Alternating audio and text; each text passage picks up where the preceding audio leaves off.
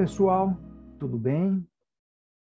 Na aula de hoje, nós iremos ver a diferença entre uma transformação química e uma transformação física. Nós vamos ver os estados físicos de reagentes e produtos e vamos começar a trabalhar com balanceamento de equações químicas e cálculos estequiométricos.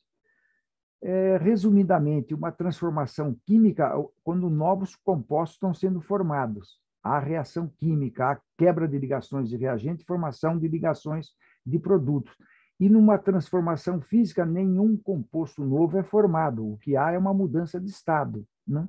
Nós vamos ver isso em dois exemplos aqui. Por exemplo, no caso de transformações físicas, o que está sendo envolvido são mudanças de estado. No caso da água, a água é um líquido especial, né? Ela pode ter esse equilíbrio entre líquido e gasoso, líquido e sólido e gasoso. Se a água líquida é passada para a água gasosa, nós temos uma vaporização. De gás para líquido, nós teríamos o quê? Uma condensação, né? Do líquido para sólido, nós temos solidificação. Caso contrário, de sólido para líquido, nós temos liquefação. E de sólido para gás é conhecido como sublimação. E vice-versa, de gás para sólido, nós teríamos sublimação. Então, nós representamos os estados físicos, no caso aqui da água, líquido como L, S seria sólido, água sólida, o gelo, por exemplo, e ela gasosa como G. Esses diagramas de fase são muito importantes. Isso vale para vários outros equilíbrios, tipo dióxido de carbono, por exemplo. Por que é importante? Porque as pessoas que trabalham, há métodos que trabalham em condições supercríticas aqui, por exemplo, extração em condições críticas é de uma tremenda relevância. Eu vou dar um exemplo para vocês mais adiante, né? Então, o que mostra esses diagramas de fases? Essas linhas cheias significam que elas estão em equilíbrio, o sólido e o gasoso. Nessa linha aqui, há um equilíbrio, né, entre sólido e líquido. Então, nós estamos entre as duas fases aqui. E nesta aqui, entre o líquido e gasoso, né? No caso, ao nível do mar, ou seja, uma atmosfera ou 760 milímetros de mercúrio, se define o ponto de ebulição aqui da água, que é o quê? 100 graus Celsius. Então, ao nível do mar, o ponto de ebulição da água é 100 graus Celsius, né? Como é definido a 0 graus aqui para a pressão 1, o ponto de congelamento da água, né? Esse ponto triplo aqui é um ponto especial onde as três fases estão em equilíbrio aqui nesse ponto triplo. Note que ele é uma temperatura muito próxima de zero e a pressão em atmosfera é 610 a menos 3. Isso equivale, eu marquei aqui, ó, a 611, tem a conversão aqui. Isso equivale a 611 Pascal, né? Nesse ponto aqui, tá certo? Então, os três estados físicos, eles estão em equilíbrio aqui, nesse mesmo ponto. Esse ponto é conhecido como ponto crítico, como atmosferas altíssimas, pressões altas, 217,7, está vendo aqui? E nesta temperatura, né? O que acontece a partir desse ponto triplo, desse ponto crítico? A água se comporta como um solvente orgânico. Então, nós podemos fazer extração usando a água como extrator para substituir diversos solventes orgânicos. É assim que é feito, né? Então, a água, nessas condições, extrai compostos orgânicos e, ao sair dessa condição, ao baixar a pressão e a temperatura, há uma separação entre os compostos que foram extraídos, orgânicos, e a água, né? Daqui a pouco nós discutimos o iodo aqui, só para vocês terem uma ideia como que é tirada a cafeína do café. Eu peguei lá da Universidade do Rio de Janeiro, né? Então, aqui eles usam o dióxido de carbono em condições críticas aqui para extrair a cafeína. Então, nesse caso aí, essa extração vai substituir os métodos anteriores que onde a cafeína era tirada do café por extração com solventes orgânicos, tipo acetato de etila, cloreto de metileno, tricloroetileno e cloroformo, etc. Então, ele pega o grão cru do café inteiro, faz um tratamento a vapor, né, nessas condições aqui de umidade, e depois faz a extração supercrítica nessas condições de temperatura e pressão aqui, está aqui nessa região aqui. Então, o gás carbônico extrai a cafeína, né? Depois, quando sai dessas condições críticas, o gás carbônico evapora e tem a cafeína, que depois é tratada em carvão ativado e tem a cafeína purinha. É dessa forma que eles chegam a tirar quase que 100% da cafeína do café e vende o café sem cafeína, tá certo? E essa cafeína, logicamente, tem um comércio muito grande, pode ser vendido para fábrica, por exemplo, da Coca-Cola, né? Lembra que eu falei que o Feigo fez na Segunda Guerra Mundial, ele extraiu cafeína, que ele os cafeicultores não podiam exportar o café, ele extraiu a cafeína e guardou. Quando terminou a guerra, ele vendeu e ficou rico, né? Só que ele fazia extração com solventes orgânicos. E esse segundo exemplo aqui é exemplo de sublimação. Então, o iodo inicialmente está no estado sólido, ele sublima, estado vapor aqui, está vendo? Estado gasoso, e ao entrar em contato com uma superfície em temperatura menor, solidifica. Então, aqui nós temos equilíbrio do quê?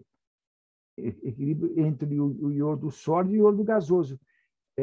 Esse processo de formação do sólido ou vice-versa, formação do gasoso, esse equilíbrio são equilíbrios de sublimação.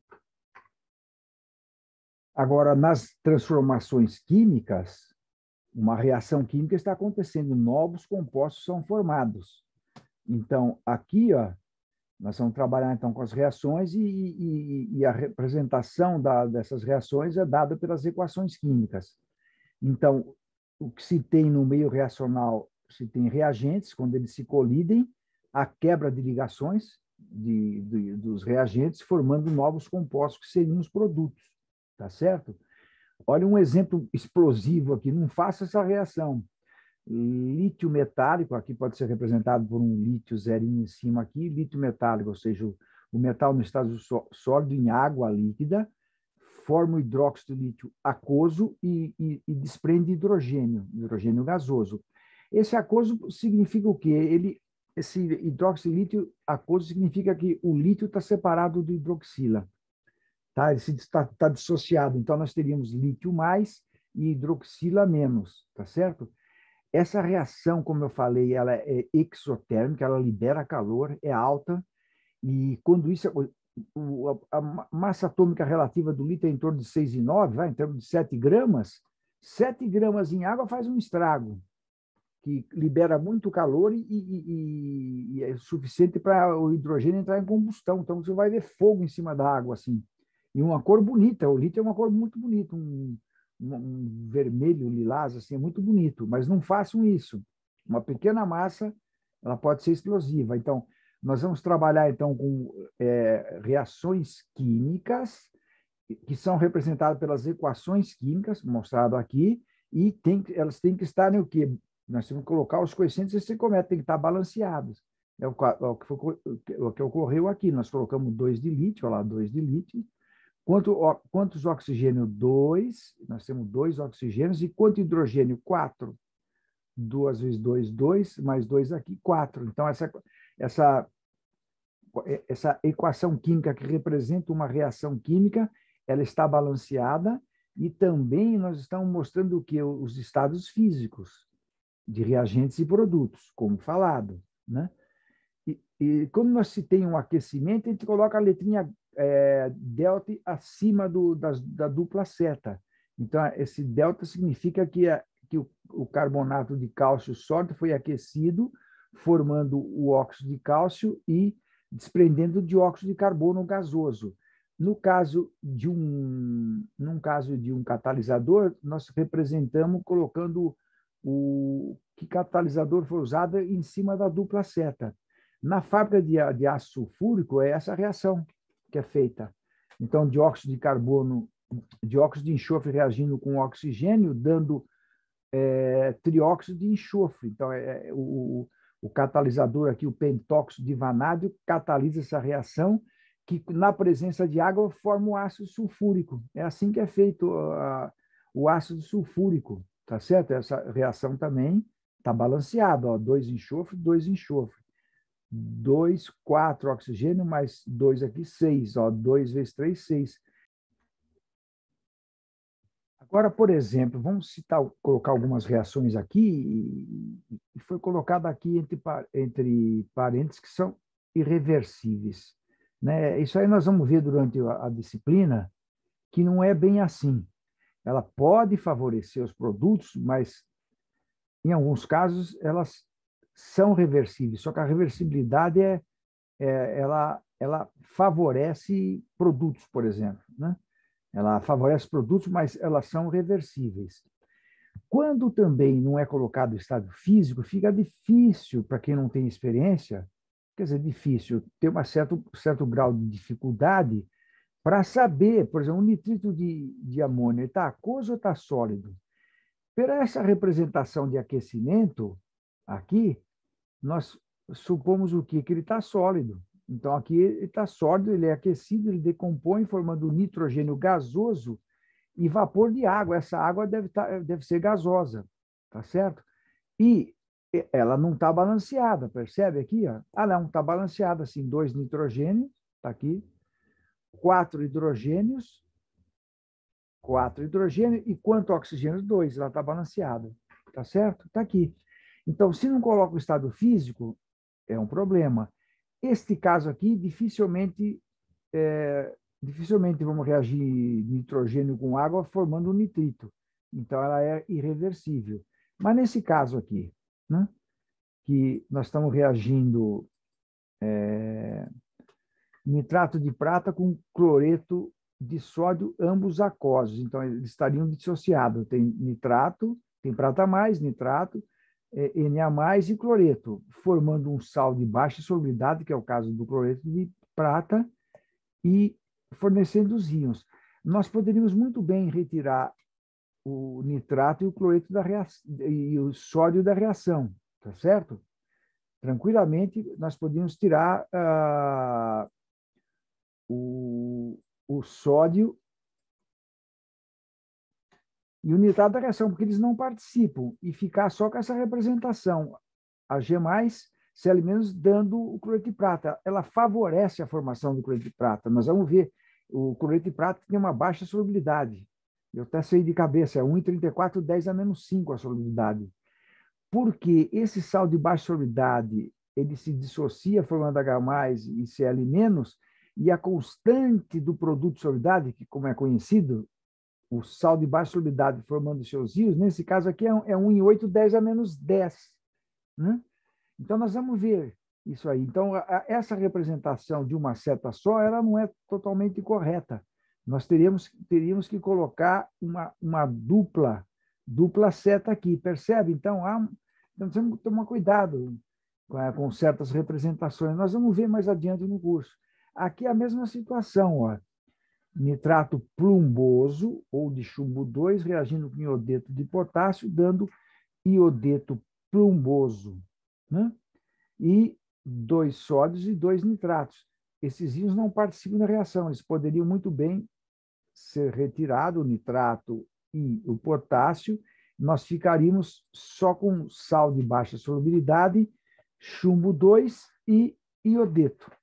Aqui também, ele favorece a formação de iodeto de chumbo, nós deveríamos colocar dupla seta. Por quê?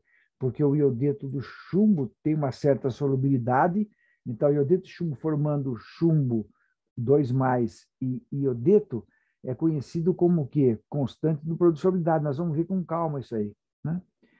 E esse último exemplo aqui, o quarto exemplo, nós temos uma reação de neutralização entre um ácido e uma base, formando um sal. Então, essa reação de neutralização, ela pode ser chamada também de reação de salificação, porque forma esse sal aqui, o cloreto de sódio, que é o sal de cozinha. sódio e cloreto também não participam da reação diretamente. Então, nós podemos muito bem tirar o cloreto e o sódio e ficar com o quê? H+, mais hidroxila, dando H2O. Na realidade, essa reação, como nós vamos ver mais adiante, são duas moléculas de água, essa reação de neutralização, né? Dando hidroxônio, nós vamos ver com mais calma isso aqui, né? Dando hidroxônio ou hidrônio e mais hidroxila. Nós vamos ver isso aqui, logo no ácido base, nós vamos ver essas reações, quando for trabalhar com autodissociação da água. Percebe, então, que essas representações, né? Aqui também, uma única seta não é completamente correto, tá certo? Nós temos que usar a dupla seta, né? Então, como que nós podemos fazer balanceamento de equações químicas? Existem basicamente 4 métodos. O primeiro método é por tentativas e erros ou por inspeção. Tem um algébrico que quase não tem nos livros e tem aqueles que envolvem oxirredução, que nós vamos ver mais adiante. Hoje nós iremos apresentar por inspeção ou por tentativas e o algébrico, que é muito interessante. Então, começando pelo método das tentativas, nesse exemplo 1, a queima do butano. Sim, se é queima de butano, tem que ser na presença de oxigênio. Bom, podia ser na presença de outros gases também, né? Formando o gás carbônico e água. Então, quem que é o butano? O butano é C4H10. Isso aqui é um hidrocarboneto saturado. Por quê? A fórmula dele é CN, N igual a 4, H2N mais 2. Então, é um hidrocarboneto saturado. Então, queima do butano, dando oxigênio, e dando dióxido de carbono mais água. Geralmente, ele deixa para balancear oxigênio e hidrogênio no final, começando pelos outros átomos, quais sejam. Nesse caso aqui, só tem o carbono como outro átomo. Tem 4 aqui, colocamos 4 aqui, né? Agora, nós podemos optar pelo oxigênio ou hidrogênio, mas como o hidrogênio só aparece aqui, e no butano e na água, nós vamos começar por ele. Quantos hidrogênios temos aqui? 10. Então, nós colocamos 5 aqui. Agora, vamos ver quantos oxigênios nós temos aqui. Ó. 5 mais 8, ó, 4 vezes 2, 8, mais 5, 13. Então, nós vamos colocar 13 aqui. Como tem 2 átomos de oxigênio por molécula, nós vamos ficar com 13,5. Nós não podemos, se pensar a nível molecular, de uma molécula de butano entrando em combustão com oxigênio, nós não podemos ter números fracionados. Então, nós multiplicamos toda a equação, né, a reação, por 2 aqui. Né? Então, nós vamos ficar com 2 de butano, 13 de oxigênio, 8 de gás carbônico e mais 10 de água. Ela está balanceada com os menores números. Os coeficientes estequiométricos são a menor relação de números inteiros. E foi assim que foi feito. Dá uma olhada aqui. Ó. Começamos pelo... Deixa eu apagar aqui. Ó. Começamos com... Né? Deixa eu apagar isso aqui. Ó. Começamos, então, com o quê? Começamos vendo o carbono, ó, 4, colocamos 4 aqui. Depois vimos que tinha 10 hidrogênio, colocamos 5 aqui para dar 10 hidrogênio, depois balanceamos, no fim, balanceamos o oxigênio. Então, são 8 mais 5, 13, colocamos 13,5. Como não pode ter números fracionários, multiplicamos por 2 e chegamos nesses valores que nós falamos. Tá certo? É assim que é feito. Um segundo exemplo, a equação já está balanceada, tá certo? Mas vamos supor que vocês não conhecessem os coeficientes estequiométricos, tá certo? Então, deixamos sempre por final oxigênio e hidrogênio. Aqui só tem oxigênio, né?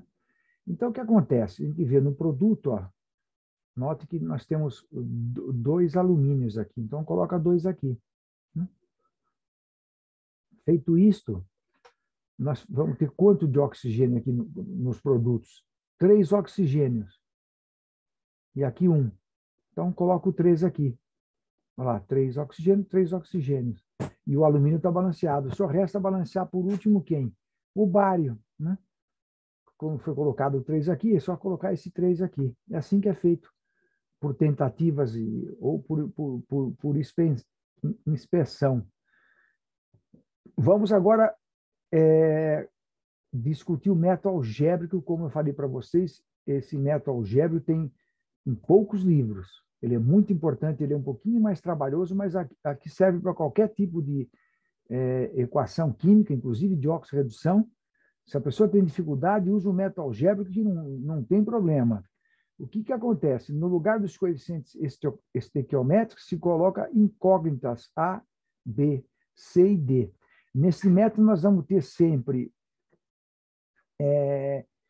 N menos 1 equações, sendo N número de incógnitas. Então, no caso aqui, nós vamos ter 4 incógnitas, que são os coeficientes estequiométricos, tá certo? A, B, C e D, e nós vamos ter 3 equações químicas. Não tem problema, é só atribuir a uma dessas variáveis um valor. Então, vamos lá. Nós vamos fazer para carbono primeiro. Olha aqui, carbono. Quantos carbonos nós temos? 4 vezes A. Dupla seta, colocamos o sinal de igual. Quantos carbonos tem desse lado aqui? C carbonos. Pronto, carbono já dá. Quem é o próximo da lista? Hidrogênio. Quanto nós temos de hidrogênio? 10 vezes A. Tem mais algum hidrogênio aqui como reagentes? Não. Igual nos produtos. 2D. 2D. Quem que resta agora? Oxigênio. Oxigênio, nós vamos ter o quê? 2 vezes B igual, quantos oxigênio aqui? 2 vezes C. E 1D. Pronto.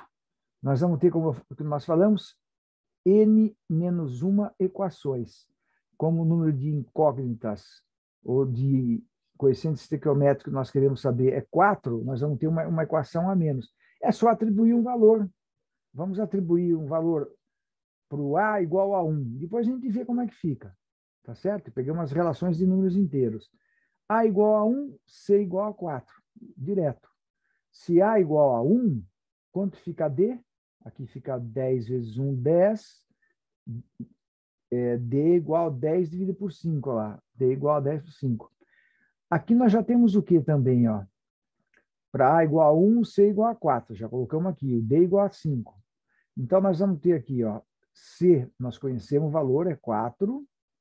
E D é 5. Então, aqui vai ficar... o B vai ser igual a quanto? Vai ser 2 vezes 4, 8, mais 5. B vai ser o quê? 13 por 2. Olha lá. Chegamos naqueles resultados. Podemos ter número fracionado? Não, multiplica tudo por 2. Multiplicando todos por 2, fica como que nós ficamos? Mesmo valores determinados por inspeção anteriormente. Olha lá. A igual a 2, B igual a 13, C igual a 8 e D igual a 10. É assim que é feito o método algébrico, tá certo? Vamos começar agora a trabalhar com estequiometria, né? A estequiometria, como nós falamos, foi o Richter que fala pela primeira vez, né? Ele quer dizer o quê? Medidas dos elementos, né? Nesse exemplo 4, então, nós vamos fazer o quê? O que está sendo pedido? Uma massa de 6,54 gramas de zinco reage completamente com enxofre. Qual é a massa de sulfeto de enxofre formado? Aqui nós temos que colocar a equação química, né, com os reagentes e produtos e fazer o balanceamento. Então, nós temos zinco metálico, que reage com S8, lembra? Nós falamos do enxofre 8, né? Dando sulfeto de zinco. Então, balanceando, nós vamos ter, como tem 8 aqui, nós vamos ter que colocar 8 aqui para ficar com 8 enxofre, e ficamos com 8 zinco, e tem que colocar 8 aqui.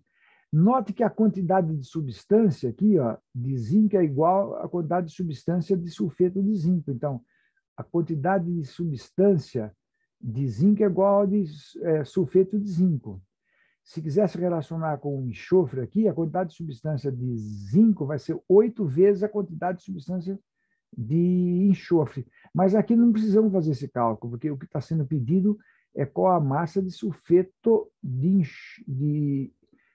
enxofre formado. Então, é só fazer a relação aqui, 1 para 1, de quantidade de substância. Antiga quantidade de matéria, antiga número de mols. Então, quanto que é a quantidade de substância? É a massa que foi fornecida dividido pela massa molar do zinco, pega da tabela periódica. Isso vai dar 0,1, tá certo? Que vai ser igual que a massa de sulfeto de zinco que nós queremos saber, dividido pela massa molar de sulfeto de zinco. Fazendo essa conta, chegamos na massa de sulfeto de zinco de 9,75. Simples assim. E um outro exemplo aqui, ó, né? Na combustão completa de 1,24 gramas de metano, qual é a massa de gás carbônico formada? Então, nós temos que colocar metano, oxigênio. Nós sabemos que essas reações de combustão ela fornece gás carbônico mais água. Balanceamos a equação química, tá certo? Ó, 4 oxigênios, aqui tem 2 mais 2, 4. 4 hidrogênios, 4 e 1 carbono, está balanceado. Então, nós vamos relacionar o quê? Combustão de metano dando gás carbônico. Então, quantidade de substância de metano é igual à quantidade de substância de gás carbônico, e esquece o resto. Qual que é a quantidade de substância de metano? É a massa fornecida dividido pela massa molar de metano. E quanto vai ser a massa formada de gás carbônico? É a massa de gás carbônico dividida pela massa molar de gás carbônico. Fazendo cruzado esses cálculos aqui, ó, 1,24 vezes 44 dividido por 16 vai dar 3,41. E, para finalizar, nós vamos fazer um cálculo estequiométrico e vamos ver também o conceito de reagente limitante em uma reação química. Tá certo?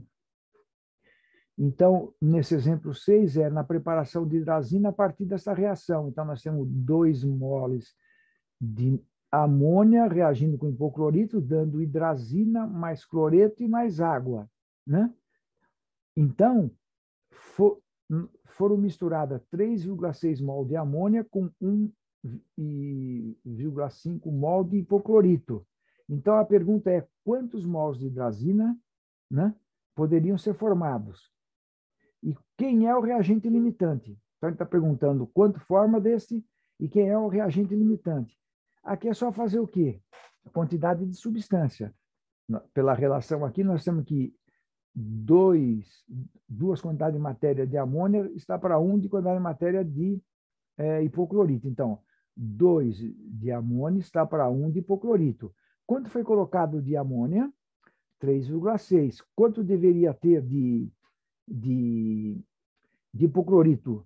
A metade, que a relação é 2 para 1. Então, se aqui for 3,6, deveria ter para reagir 1,8, que a relação é 2 para 1. 1,8. Opa, não foi colocado em 8. Tem uma quantidade de substância menor. Quanto que tem? É 1,5, não tem 1 em 8. Então, quem que é o reagente limitante? O reagente limitante é o hipoclorito, ele que está em menor quantidade, tá certo? Então, a primeira resposta é aqui, ó, hipoclorito é o reagente limitante. Quanto que vai formar, então? Essa quantidade que é colocada de hipoclorito reage completamente, é o reagente limitante. Quanto vai formar de hidrazina, então? Como a relação é 1 mol de hipoclorito para 1 mol de hidrazina, e tinha 1,5 de hipoclorito, vai formar 1,5 de hidrazina. É esse o valor que se forma. Se quiser saber qual que era a massa, era só multiplicar esse 1,5 vezes a massa molar da hidrazina. 14 mais 14, 28. 28 mais 4, daria 32. Era só multiplicar 1,5 vezes 32. E aí você teria a massa. Quanto que sobra, então, vai sobrar amônia, tá certo? Se aqui reage completamente, hipoclorito é 1,5, né? É 1,5 e aqui reage o dobro. Quanto que reagiu de amônia? Reagiu 3, quantidade de matéria é 3. Quanto que sobra de amônio? 0,6 mol. É o que sobra. Então, vejo vocês na próxima aula.